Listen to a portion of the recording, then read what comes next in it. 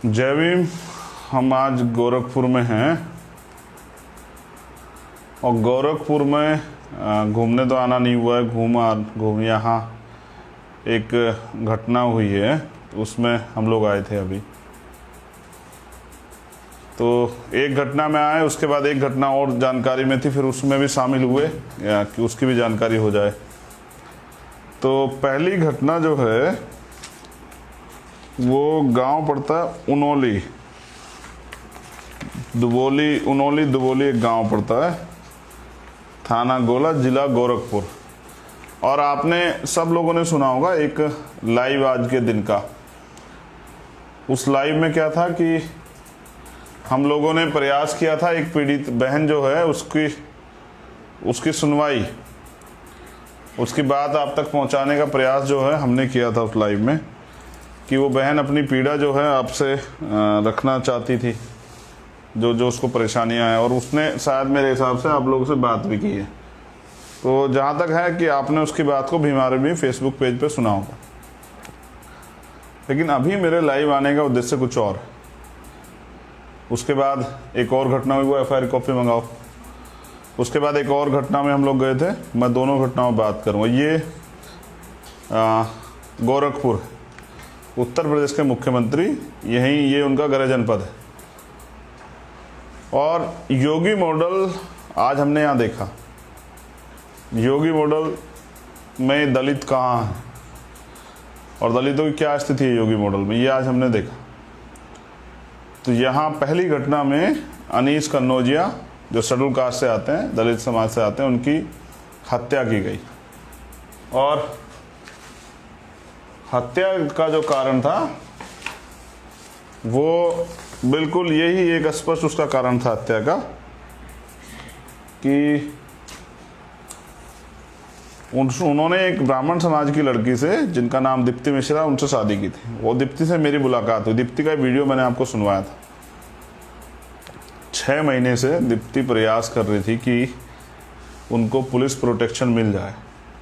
उन्होंने इसके लिए एप्लीकेशन भी की तमाम तरह के अधिकारी कर्मचारियों से, ADG जो यहाँ के ADG हैं और जो यहाँ के SSP हैं, सब लोगों से उन्होंने बात की। उनको चिंता थी कि उनके पति की हत्या हो सकती है। लेकिन यहाँ मानव मूल्य की कितनी कीमत है, और वो भी स्पेशली अगर दलित हो। कि अनीस को सरेआम जो है उसकी वो तलवारों से, चाकुओं से उसकी हत्या कर दी गई। अब हत्या में बहुत सारे ऑफेंस हैं, 302, 375, 120, SC ST सब लगे हुए हैं। और ये 25 तारीख की घटना है। मुख्यतः 19 लोगों के खिलाफ मुकदमा है। 14, 17 और 4 जो हैं अज्ञात। 21 लोग हैं टोटल। 21 लोगों में से 10 लोग अरेस्ट हुए हैं, जिनमें से 6 लोगों ने सरेंडर किया। और सरेंडर तो बिना साँठ गांठ के नहीं होता है। लेकिन एक सवाल सबसे बड़ा ये है कि पूरे देश में इस पर चर्चा नहीं हो रही है। आज भी जातिवाद और ऑनर किलिंग और जाति का घमंड, और कहते हैं कि समरसता, समानता, भाईचारा बन रहा है। फिर वहाँ क्या महिलाओं का अधिकार नहीं है? उस महिला ने अपनी मर्जी से, उस बहन ने अपना वर चुना। और ऐसा भी नहीं कि दलित समाज का वो बेटा ऐसा हो कि भाई वो गरीब हो या शराबी हो, नशेड़ी हो, या कोई मतलब किसान का बेटा हो। एक सरकारी कर्मचारी, और वो अपना जीवन सही तरह यापन कर रहे थे। उन्होंने प्रशासन मांग के नहीं मिला। लेकिन इस पूरे सिस्टम में, ये पूरा सिस्टम जो है इस बात की पोल खोलता है कि उसमें सफ़ेदपोशों का हाथ है। और कई सारे नेताओं ने, पुलिस प्रशासन और तमाम तरह के षड्यंत्र करके उस साथी की, जो एक अच्छा साथी था और चिंतक था समाज का। मैं जब वहाँ गया तो वहाँ के लोगों ने बताया कि हर व्यक्ति की मदद वो करते थे, चाहे वो किसी जाति तरफ से। अगर पता लग जाए कि भाई वो दलित समाज से, तो स्पेशली थोड़ा सा ज़्यादा उसका झुकाव होता था, क्योंकि वो समझते थे कि दलित समाज के लोग किस तरह नौकरी प्राप्त करते हैं, क्या क्या समस्या आती हैं। तो वो अपने स्तर से इन पर काम करते थे। आज वो हमारे बीच नहीं। लेकिन आज़ाद भारत में 21वीं सदी चल रही है, भारत में संविधान आए हुए लगभग जो है 71वां साल चल रहा है। सब लोगों को अधिकार हैं, संवैधानिक और फंडामेंटल। सारे अधिकार के बावजूद इतने लोग बाहर हैं, हत्या के बाद हत्या करने वाले और उनके सहयोगी बाहर। वो लोग पीड़ित परिवार को धमकी दे रहे हैं। उसके चाचा को भी चाकू लगा था, उनको डर है, उनकी जान का खतरा है। पहले जब ये घटना शुरू हुई तो पीड़ित जो है वो पीड़ित परिवार, उनमें से जो अनीस की भाभी थी उनको पुलिस उठा ले गई थी। एक दरोगा जी थे विनय मिश्रा नाम के, उन्होंने उनको थाने में बंद रखा और बेल्ट से पीटा। अब बेसिकली उनको क्या है, उनको कोशिश करनी है कि भाई उनके जो रिश्तेदार या उनके जानकार लोग जिनके लड़ाई को, जिनके आदेश पे वो सब चीजें कर रहे हैं, तो उनको न्याय दिला सके, तो उनकी जो बात है उस पर कार्रवाई कर सके। तो उन्होंने इसलिए पीट दिया होगा। अब दलित समाज की महिलाएं पीट दीजिए, क्या फर्क पड़ता है, कोई कहने सुनने वाला तो नहीं है। लेकिन अब उस परिवार को अभी भी अपने जान का खतरा है। परिवार की मांग है कि परिवार की सुरक्षा सुनिश्चित किया। मैंने अधिकारियों से बात की, संभवतः हो जाएगी। और मैं चाहता हूं कि पहले हो जाए, इससे पहले किसी और की हत्या उससे पहले हो जाए, क्योंकि अपराधियों का इतिहास हमने उत्तर प्रदेश में देखा है कि एक घटना के जो आरोपी होते हैं वो अपनी जान बचाने के लिए वो जो उसके मुख्य गवाह होते हैं या उससे जुड़े हुए लोग होते हैं उनकी हत्या कर देते हैं कि कोई पैरवी करने वाला न बचे। बाकी सुप्रीम कोर्ट, हाई कोर्ट तो संज्ञान लेने वाला नहीं है। दलितों को ज़्यादा परेशान होने की जरूरत नहीं, वो तो तब लेता है जब बहुत बड़ा बवाल हो जाता है। तो क्या हुआ है कि एक दलित की हत्या हुई, उसको जानवर की तरह काटा, क्या हुआ है इसमें इतना सोचने की जरूरत नहीं। लेकिन हाँ, सोचने को सवाल नौजवानों के लिए तो है, जो नौजवान स्वाभिमानी नौजवान है उनके लिए सोच। दूसरा है वो आर्थिक सहयोग उस परिवार का होना चाहिए। समाज की भी मांग है 1 करोड़ रुपए का मुआवजा, एक परिवार को सदस्य को नौकरी, क्योंकि उस परिवार में अनीस ही एक पहले व्यक्ति थे जिनको सरकारी नौकरी प्राप्त हुई थी। और तीसरा उनकी मांग है कि जो बाकी अपराधी हैं, आरोपी हैं, उनकी गिरफ्तारी हो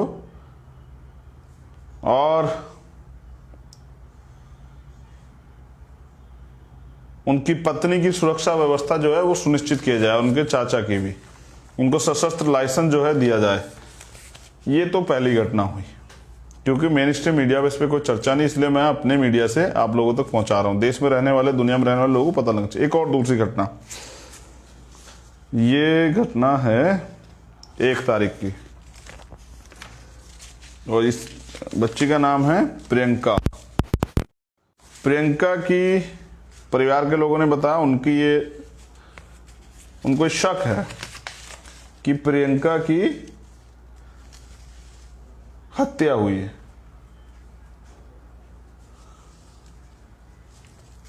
और प्रियंका के घर भी मैं गया। प्रियंका के घर जब मैं गया तो परिवार के लोगों ने मुझे बताया कि वो दहशत में है।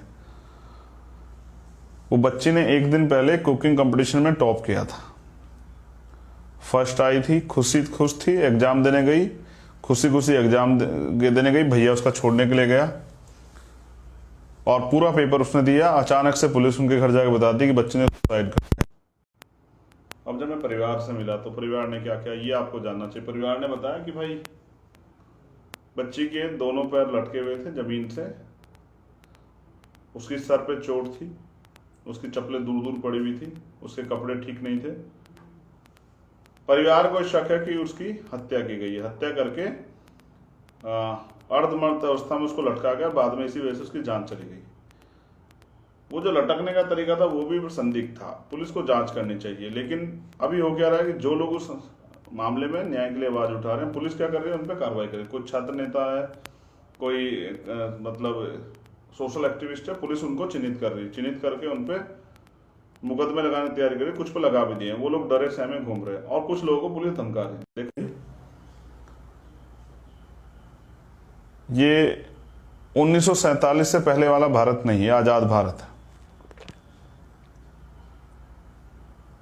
और यहाँ भीम आर्मी भी है, आजाद समाज पार्टी भी है, और यहाँ चंद्रशेखर आजाद भी है। ये आजाद भारत है, 1947 से पहले वाला गुलाम भारत नहीं है, जहां हमें अधिकार नहीं थे, आज संविधान है, हमें पूर्ण अधिकार है। गुंडागर्दी नहीं करनी चाहिए। पुलिस का काम है, पुलिस को तो अपने मन से न्याय देना चाहिए, लेकिन पुलिस जो कर रही है ये अच्छा नहीं है। तो हम क्या करेंगे ये तो हम बता देंगे, लेकिन एक और जो बहुत जरूरी बात, ये दोनों मामले मैंने बता दिए, दोनों मामले मुख्यमंत्री के गृह जनपद के। यहां से उत्तर प्रदेश के यशस्वी मुख्यमंत्री, ये इनका गृह जनपद है, यही उनका मठ। अब सवाल ये कि जो यहां हो रहा है मैं इसको योगी मॉडल मानूं, या जो पूरे उत्तर प्रदेश में हो रहा है, जो हाथरस में हुआ, जो उन्नाव में हुआ, जो सहारनपुर में हुआ, जो मुजफ्फरनगर में हुआ, जो मेरठ में हुआ, जो और कहीं हुआ, मैं उसको योगी मॉडल मानूं, या ये दो घटनाएं मैं आगे पता की इनको योगी मॉडल मानूं? तो मेरे हिसाब से ये योगी मॉडल है, जहां अन्याय होता है, अत्याचार होता है, हत्याएं होती हैं, पशु की तरह काट दिया जाता है दलित को, और सब उसका अंधेरी रात में जला दिया जाता। मैंने आपको बताया अभी, मुख्यमंत्री ने जो वादे किए थे ना कि एक सरकारी नौकरी हाथरस पीड़िता के परिवार को, एक घर, अभी तक नहीं मिला है, 1 साल हो गया। तो दलितों के खाते में आया क्या, दलितों के हिस्से में आया क्या? 4.5 साल की सरकार में जूते, ठोकरे, गुलामी, हत्याएं, रेप, घर जलाए गए। ये बराबर में आजमगढ़ में 2 प्रधानों के, एक प्रधान की हत्या सत्यमेव जयते की, दूसरे प्रधान का घर गिरा देगा। दलितों को स्पेशली, आज दलितों के लिए मैं इसलिए बात कर रहा हूं क्योंकि योगी मॉडल पे बात हो रही है। दलितों के हाल बद से बदतर, ये योगी मॉडल है उत्तर प्रदेश का, जिसमें दलितों का दमन चरम सीमा पे। पीड़ित परिवार को डराया धमकाया जाता है, उनको जो है बेबस मजबूर किया जाता है, उनसे उल्टे बयान लिए जाते हैं, और योगी जी इसके लिए तालियां पिटवाते हैं कि हम कानून व्यवस्था बहुत अच्छी किए हैं। हम क्या करने वाले? अब बड़ा सवाल ये, तो हम ये करने वाले हैं योगी जी कि हम यही हैं गोरखपुर में, और ये गुंडागर्दी नहीं सहेंगे, और इसके लिए हमने तय किया है, हम यूनिट से बात कर रहे हैं कि 1 हफ्ते के लगभग हम वापस दोबारा लौटेंगे, और हम गोरखपुर की जेलों के लिए आपसे कहते हैं कि उनको बड़ी करवा लो। आप बहुत संपत्ति जब्त करने की धमकी देते हैं ना, संपत्ति जब्त करा देंगे। मैं चाहता हूं आप गोरखपुर की जेलें बड़ी करा दो, क्योंकि जिन बच्चों को आप जेल भेजने का प्रयास कर रहे हैं ना, वो हमारे लोग हैं। तो अगर कोई जेल जाएगा तो सबसे पहले वो चंद्रशेखर आजाद जाएगा। मैं गोरखपुर की जेल आपकी देखूंगा कि आपकी जेल की दीवारें और उनकी संख्या कितनी बड़ी है। हम आपको बताएंगे कि यहाँ दलित जो पढ़ लिख के तैयार हो गया बाबा साहब संविधान से, वो तुम्हारी गुलामी नहीं सहेगा। वो अपने लोग, देखो मार तो आप वैसे भी रहे हो सरकार के दम पे, पुलिस के दम पे, तो मरना ही है तो लड़के मरेंगे ना सर अपने अधिकारों के प्रति, लेकिन संवैधानिक रूप से लड़ेंगे। आपकी तरह ठोकर और पटकों वाले उससे नहीं लड़ेंगे। लेकिन पीड़ा ये है कि जो लोग ये समझते हैं कि उत्तर प्रदेश में दलित सुरक्षित है, दलित खुश है, उनके लिए संदेश है मेरा यहाँ बैठ के गोरखपुर में कि अगर सबसे ज्यादा दलित कहीं सताया जा रहा है, एनसीआरबी का डाटा भी कहता है कि पहले उत्तर प्रदेश में, उसके बाद राजस्थान में, हर चौथा क्राइम जो होता है पूरे देश में वो उत्तर प्रदेश में होता है। 11,000 से ज्यादा महिलाओं के साथ, दलित समाज के लोगों के साथ 2019 में, 20-21 के डाटा भी 21 चल रहा है, 20 का नहीं आया। 2019 में 11,900 कुछ के लगभग जो है दलित समाज के लोगों की हत्याएं, रेप, उनके साथ मामले हुए हैं। और ये वो मामले हैं जो दर्ज हो जाते हैं, हम भीम आर्मी के लोग या आजाद समाज पार्टी के लिए और कोई बहुजन संगठन जो आंदोलन कर लेता है, हाईलाइटेड हो जाए तो हो जाते हैं।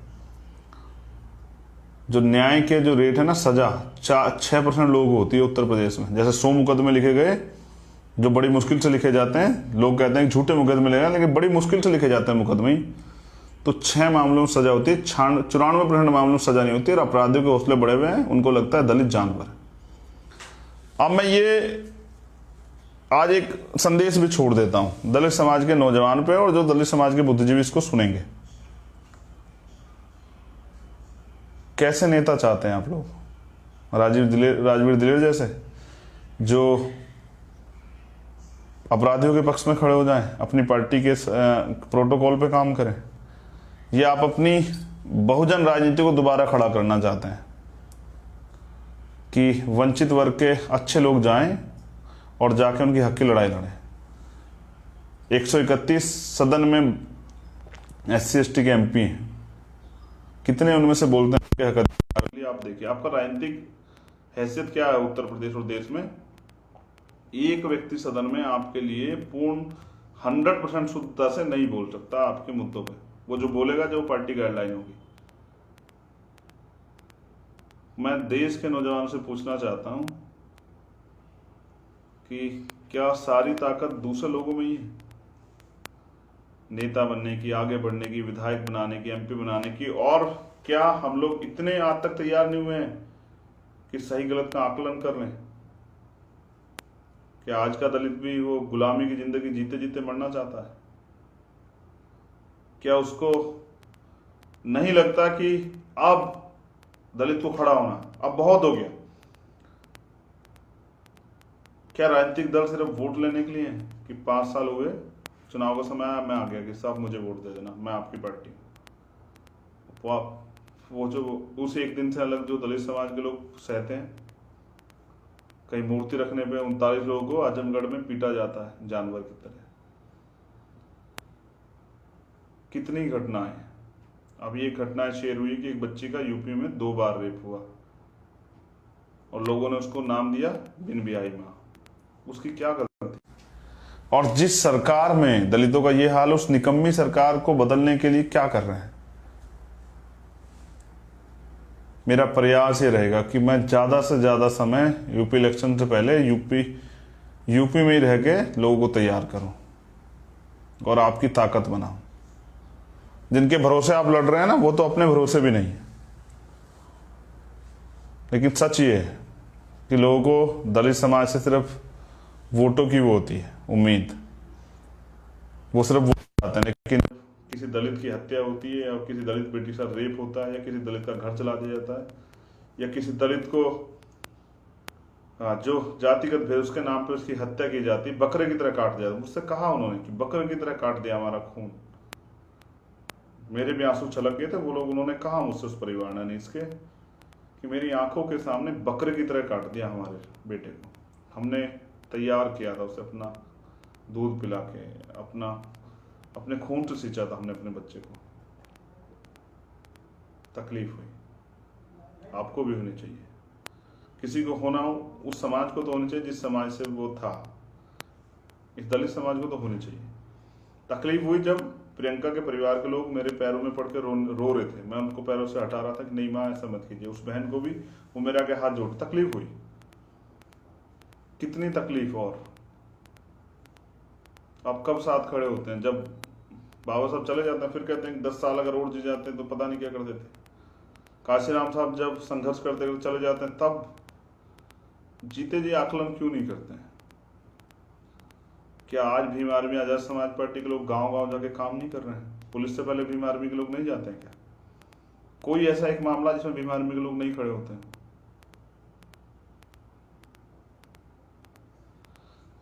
चलिए, फैसला तो आपका है, लेकिन ये गोरखपुर, हमने यहां से शिकायत की, संकल्प लिया, कोशिश करेंगे कि अपने पूरे 100% समय को देके उस शिकायत को खुद से तो दूर करें। कि पहले हमने 2001 चर्चा हुई थी गुजरात मॉडल की, अब योगी मॉडल। इस सत्ता को तो पलट देंगे इस बार। लेकिन आपके भरोसे तो पलटेंगे तो आप घर पड़ के पलट देंगे क्या?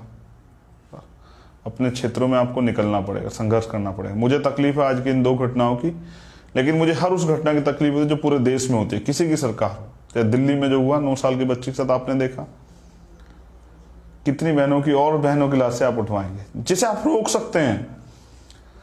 जिनकी सत्ता होती है उनकी बहन बेटियों पर अत्याचार नहीं होते हैं, उनकी हत्याएं नहीं होती हैं, उनके घर नहीं जलाए जाते, उनके घर तोड़े नहीं जाते, उनके घर पर बुलडोजर नहीं चलता है, उनको घर से नहीं निकाला जाता, उनका बहिष्कार नहीं होता है, वो मोहताज नहीं होते हैं। और ये आप बना सकते हैं। फिर क्यों नहीं बनाना चाहते? शिकायत कुछ अपने आप से भी तो कीजिए। कब तक रहेंगे बाबा साहब ये कहते थे, बाबा साहब वो कहते थे, बाबा साहब चाहते थे, आप क्या चाहते हैं? ऐसे ऐसे भिखारी की तरह हाथ फैला के ऐसे ऐसे ही रहना चाहते हैं? जब बाबा साहब तरीका दे गए हैं कि आप इस देश के शासक बन सकते हैं, आप अपना विधायक, MP, मुख्यमंत्री, प्रधानमंत्री बना सकते हैं, तो फिर कब तक बकरे की तरह जो है हलाल होते रहेंगे? कब तक बहन बेटियों की चिताओं पे, उनके शव पे आंसू बहाते रहेंगे? मैं युवा नौजवानों से तो पूछना चाहता हूं, क्या तुम्हारा दिल छलनी नहीं होता ये तकलीफें सुन के? मैं तकलीफ में हूं और मैं मानता हूं ऐसे लाखों लोग तैयार हो चुके हैं जो तकलीफ में हैं, लेकिन इस तकलीफ से मुक्ति का एक ही रास्ता है, या तो सहने की आदत डाल लीजिए या फिर लड़िए। संवैधानिक तरीके से लोगों को तैयार कीजिए और अपना राज स्थापित कीजिए। अपना टाइम आएगा और मैं ये मानता हूं कि दलितों का टाइम तो आ गया है, और दलित अगर तैयार हो जाए तो अपने साथ पिछड़े वर्ग के लोगों को, जिनके साथ अन्याय अत्याचार हो रहा है, जो उनकी जनगणना भी नहीं हो रही है, और फिर माइनॉरिटी के लोगों को, मुस्लिम, सिख, बौद्ध, जैन, पारसी, सबको लेके बहुजन एकता बनाएं और अपना राज स्थापित करें, और इस गुलामी की जिंदगी से, बेबसी की जिंदगी से मुक्ति लें। या आप इंतजार कर रहे हैं कि आग कब आपके घर आएगी, कब आपकी, क्या आपकी, सब आपकी है। ये समाज आपका है, ये देश आपका है, सब आपका है, बस आप समझ नहीं रहे। जय भीम। मुझे विश्वास है कि आज का युवा, जैसा मैंने कहा था, मेरी बात झूठी नहीं हो सकती है, एक सच्चे आदमी की बात झूठी नहीं हो सकती है कि आज का युवा भूखा तो रह सकता है, लेकिन अपमानित होकर नहीं रह सकता। वो करवट बदलेगा और वो इतिहास को पलट देगा और वो साबित कर देगा कि इस मुल्क में हम किराएदार नहीं, हम रैम पे नहीं, हम कमजोर नहीं, हम बकरे नहीं। तो अपनी राजनीति यही है और यही सीखा है कि जब अन्याय अत्याचार हो तो चुप मत रहो, लेकिन समाज तो चुप है। चुप ना होता तो जिनकी इतनी आबादी है उनके साथ ये नहीं होता। मेरी शिकायतें जायज है, मेरा दर्द भी जायज है, मेरी उम्मीदें आपसे वो भी जायज है। बहुत मेहनत की हम लोगों ने, आपके पास मौका आ गया है 2022 का। पदाधिकारी, कार्यकर्ता साथियों से कहें, एकजुट होकर निकलिए और जोड़िए समाज को और बताइए जाके असलियत और बनाइए ताकत।